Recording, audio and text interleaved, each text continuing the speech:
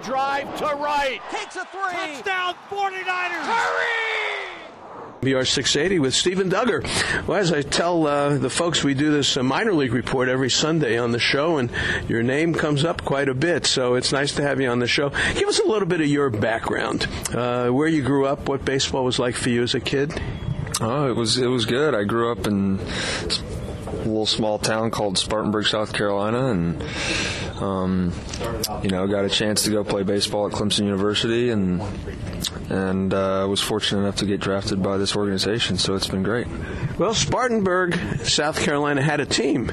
The Phillies used to be in Spartanburg. Now, I don't know if you're old enough to remember that. Do they still have minor league teams there? They have one in Greenville, which is about 15 minutes away, but I actually went to Duncan Park a few times to go see that minor league team when they were there.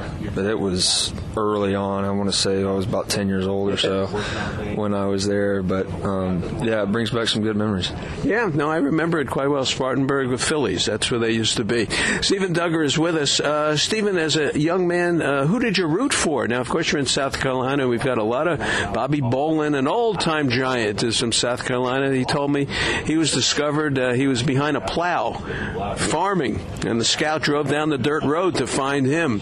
But, of course, you went to Clemson. But what was life like as a kid playing baseball, and who'd you root for? It was really, really exciting. I mean, we had this little league called District 5, and we'd go to these 4 or 5 fields back in this neighborhood, and we'd play, and it was great. And then I got a chance to play varsity in 7th grade for my high school at Burns. Yeah, it was a pretty unique situation. And then I got a chance to obviously go to Clemson, and then now I'm here. But it was great. I grew up rooting for the Reds. Actually, my mom's side of the family's from Cincinnati, so we'd go up there every December and for Christmas, and then we'd go back up there sometimes during the summer before I got really into summer baseball. But then it was good. I went to a lot of games at Great American Ballpark, and so that was good. But I got to say, I'm no longer a fan of them now. So yeah, but that was about it. It's funny how people become fans of teams. And I was born in Brooklyn, so for me, the Brooklyn Dodgers. But then one day I saw the hat of the Orioles, and I liked the bird, and I became an Oriole fan for many, many, many years. One of my oldest son was a Pirate fan because he liked the Pirate logo. Isn't it funny how people become fans?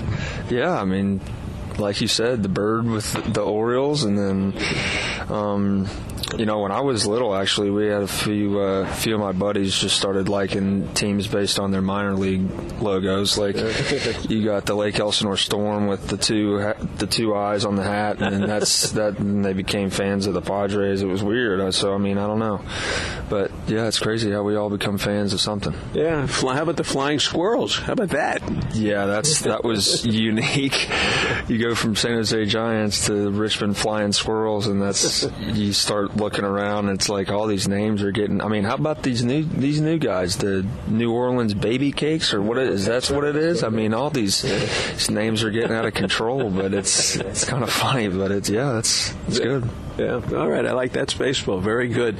All right. So now you get drafted by the Giants. But before we get to that, tell us about Clemson. A good program, a very good program. Great. You had a great football season this year, and I love the coach. I said the Giants ought to hire that guy as a coach. Yeah. He's terrific. So what was life like at Clemson for you? It was really just an unbelievable experience for me. I just met a lot of my really best friends, like really close best friends there. We still stay in contact, obviously, but it was unbelievable. The game day experience in the fall and Saturdays like nothing else. Just being able to meet with Dabo and talk with him a few times, that in itself was really, really exciting. And then obviously playing under Jack Leggett and Bradley LeCroy and those guys down at Clemson, they just made my time there really special, and forever grateful to those guys and that program for helping me become who I am today. Yeah, it's nice to have you on the show. You can run, I'll tell you that. Yeah, well, I try. I kind of got lucky being able to run that fast, but then, obviously a lot of hard work goes into that. Yeah. Making sure you're healthy and got some guys out in California that helped me stay on top of all that. So it's been really exciting. All right, Steven Duggar with us. Let's talk a little getting drafted by the Giants. Did you see that coming? I actually did not. I was, there was a few teams that my agent told me, hey, this is, kind of this situation that's at hand, blah, blah, blah. And then draft day is so, unexpected. You got no idea what's going to happen. And then, obviously when the phone rang and, San Francisco called, I was just absolutely thrilled. Yeah. I've always been a fan of California. I enjoy it. And then obviously being able to go to AT&T Park, for November camp last year or 2 years ago, it was really unbelievable. So actually got a treat. We got to see Crawl sign his deal when we were out there in November camp. But yeah, the city's unbelievable. You fall in love with it in the first minute you lay eyes on it. So it's hopefully one day soon I can be there. Yeah, well, you keep playing center field, and there's going to be a spot for you one of these days. All right, Steven Duggar with us. How are things going for you in camp here? Let's start with that. Then I just want to catch up with last season for you so the fans know where you're at. Yeah. How you doing here? Camp's been unbelievable. Just being able to watch how these guys go about their business, having the opportunity, every day to talk to these guys, it's been tremendous. Watching Span, how he goes about his pregame work, what's he doing in a game, being able to talk to him offensively, like, hey, what are you thinking? What do you do here? Different stuff like that. Just kind of having him to talk to has been really special. Also, Hunter Pence, his leadership that he brings, that goes without saying. It's unbelievable. His energy, everything, it's unbelievable. And just watching from a distance, it's been really exciting. Mac Williamson also, he's a guy that I've been able to talk to every day. He's, he was open right from the beginning. Jarrett and those guys, it's been, so it's been really good so far at camp. Base running obviously was important. I think something they wanted to hit on. Having Vince Coleman out here for the first week and a half or so was really integral to something that I'm trying to do this year, and that's to steal more bags. Yeah. And I think we've already hit on a few of the problems that occurred last year. So this year I'm looking for an improvement in that, obviously. But you can run.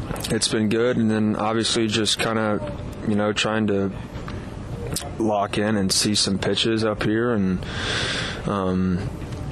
obviously just refine some offensive things and stay with the approach, and just getting acclimated, and hopefully one day I can be up here and helping this team in the regular season. Oh, absolutely. Boy, Vince Coleman, that's a thrill to listen to him. We've talked with him quite a bit, but what are just some general things maybe that he told you? Well, I think it's, for one, it all starts with anticipation, and I think that the way that I was getting into my lead, I was more of like anchored down into the ground. Okay. So that first step I would pop up, and then I would have to basically cross over my hips. So it was a really pretty slow first step. So last year when I was wondering why I was getting, these bang plays at second where I would be getting out, it was just kind of frustrating for the most part, because I know that I'm fast enough to steal bases. And then the technique part, which was what we talked about with Vince, just kind of being able to clear the hips earlier, that first step, anticipation. We do a few drills to kind of free it up, but it's been really, really exciting. Very good. Feel so much lighter on the balls of your feet. So, there was a lot of really good things we've talked about, and I just really can't wait to continue working with them to continue to progress in that area. Well, very good. You explained it very well. What did you major in at Clemson? Are you a communications major here? No, it was sports management, that side of it, but it was again, it was a good experience for me. I only have one semester left, so at some point I'll go back and finish that. Yeah, very good for you. All right. Hitting-wise, take us through just a little bit of last year. You had a good season last year. You opened up eyes, obviously.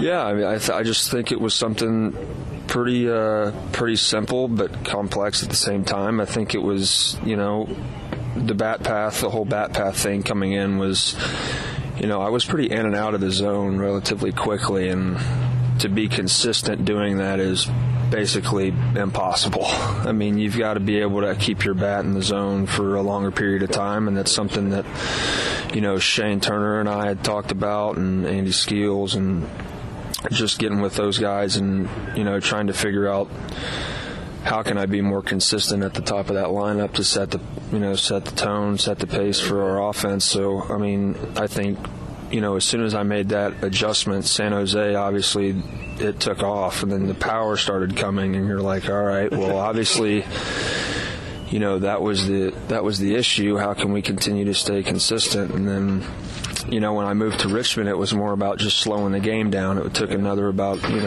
a week and a half to really acclimate and adjust to guys like that.